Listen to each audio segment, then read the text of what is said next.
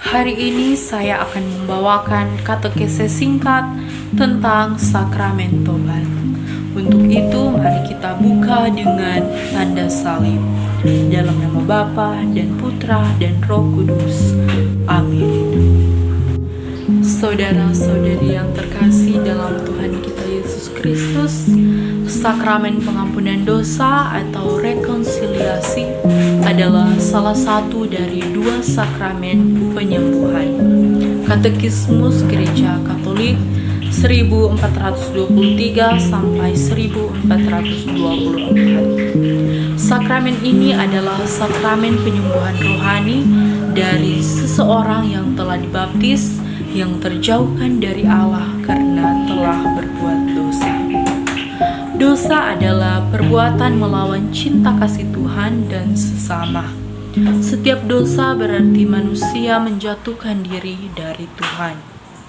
Dosa dilakukan secara sadar, dengan sengaja atau diinginkan, dan dalam keadaan bebas. Akan berakibat merugikan orang lain dan dirinya sendiri, serta merusak hubungan diri sendiri dengan Tuhan.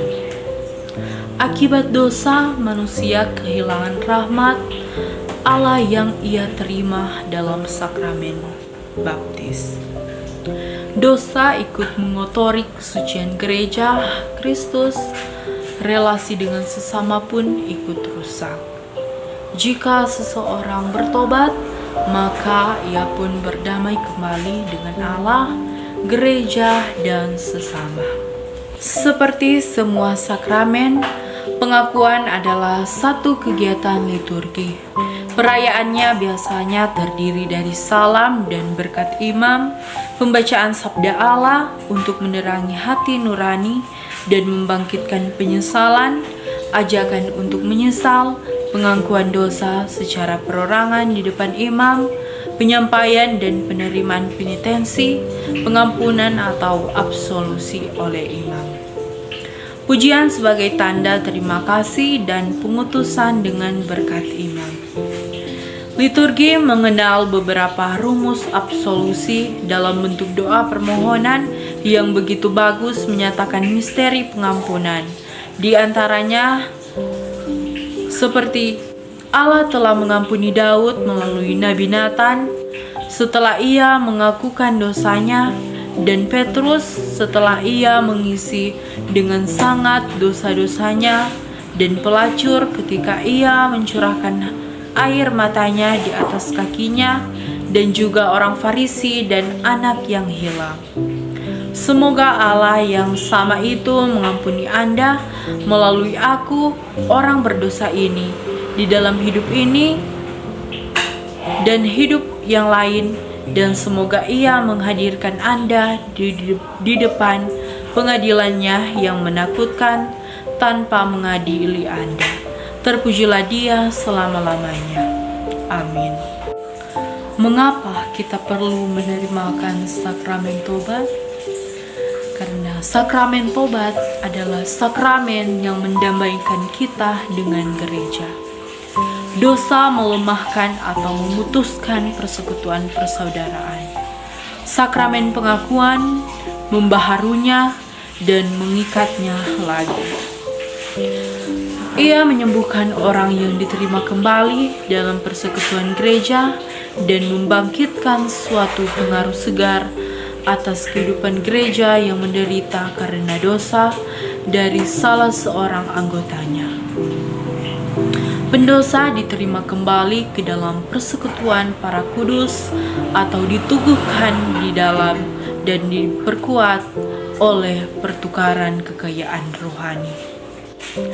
Pertukaran ini terjadi di antara semua anggota tubuh Kristus yang hidup, entah mereka yang masih ada dalam perziarahan maupun mereka yang sudah ada di dalam tanah air surgawi. Mula-mula sakramen tobat itu terutama ditujukan untuk mengampuni dosa yang sungguh berat, Sekarang diajarkan oleh gereja bahwa semua dosa berat harus diakui dan bahwa semua dosa ringan boleh diakui pula serta merupakan materia valida. Mula-mula orang Kristiani hanya sekali seumur hidup diperbolehkan menyambut sakramen tobat itu.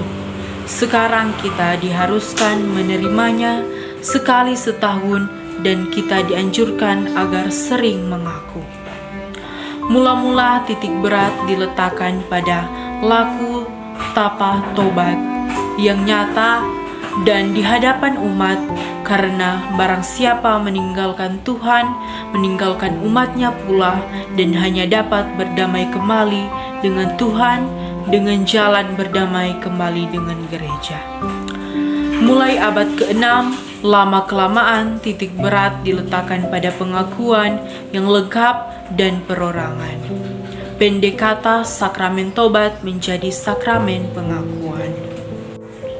Halangan yang paling besar dalam sakramen tobat adalah sikap sombong, sikap angkuh, sikap egosentris, atau self-satisfaction.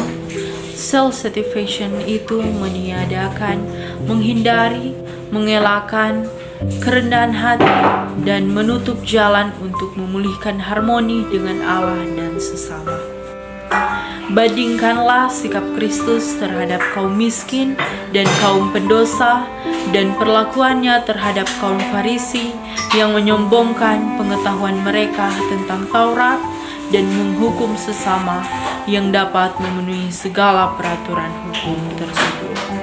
Santo Agustinus, seorang psikolog besar di antara bapak-bapak gereja, mengatakan bahwa langkah pertama menuju pembebasan dari dosa adalah kerendahan hati, dan langkah kedua adalah sekali lagi kerendahan hati, dan langkah ketiga kerendahan hati. Dan sekian kali engkau bertanya, maka sekian kali juga saya akan memberikan jawaban yang sama, kerendahan hati.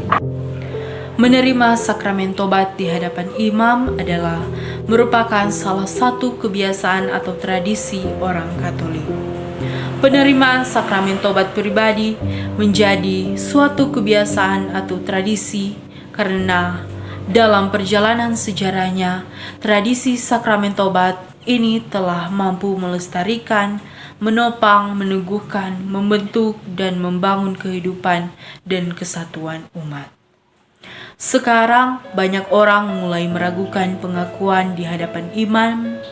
Justru kita ditantang untuk mengamalkan, menyegarkan, dan kemudian mewariskan tradisi penerimaan sakramen tobat pribadi ini kepada generasi yang akan datang. Sebagai seorang Katolik, haruslah kita hayati sungguh-sungguh bahwa inti hidup Kristen adalah bertobat, meninggalkan dosa dan kegelapan, lalu hidup sebagai anak-anak terang. Orang yang bertobat adalah orang yang dengan tulus menyadari kelemahan dan kedosaannya, dan dengan rindu mendambakan perdamaian kembali dengan Allah dan dengan sesama manusia. Seperti anak hilang yang kembali kepada bapaknya yang penuh kasih. Yesus sendiri bersabda, akan ada sukacita besar di surga karena satu orang berdosa yang bertobat. Tobat berpuncak pada pengakuan dan pengampunan. Inilah yang disebut rekonsiliasi atau perdamaian kembali. Perdamaian ini merupakan peristiwa sukacita yang membawa penyegaran dan hidup baru. Karena itu, Allah sendiri mendamaikan orang berdosa dengan dirinya.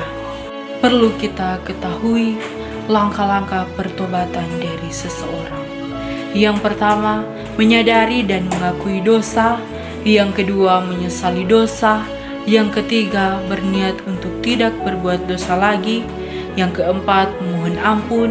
Dan yang kelima, mau menghidupi cara hidup yang baru. Saudara-saudari yang terkasih, di dalam sakramen pembaptisan, dosa asal dan seluruh dosa yang kita lakukan sebelum kita dibaptis dihapuskan. Namun sebagai manusia, kita dapat jatuh lagi ke dalam dosa setelah pembaptisan. Oleh karena itu, kita perlu merendahkan diri, bertemu dengan dokter dari segala dokter, yaitu Yesus sendiri yang hadir di dalam diri imam atau pastor, sehingga Yesus sendiri akan memulihkan dan menyembuhkan hati kita. Salah satu dari 5 perintah gereja adalah mengaku dosalah sekurang-kurangnya sekali setahun.